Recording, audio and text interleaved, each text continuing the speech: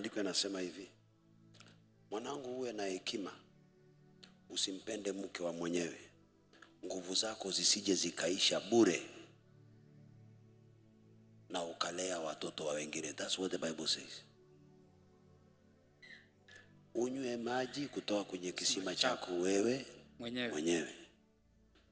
Maandiko yanasema, na nikaona mwanaume mpumbavu akiwa anaitwa na mwanamke aliyeketi katikati ya barabara, na nasema njoo, na hajui kwamba huyo mwanamke njia zake zinaelekea kuzimu. Ni wanaume wengi wamekufia kwa hiyo barabara. Maandiko yanasema hivyo, wanaume wengi wamekufia kwake.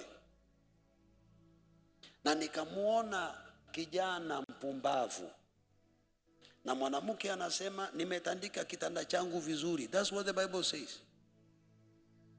Tuende, maana mume wangu ameenda safari ya mbali, haji leo.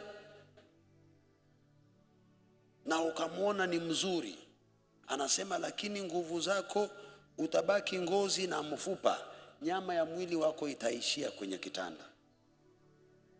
Mwanangu, maandiko yanasema hivi, na nguvu zako zisiishe kwa mwanamke mwingine.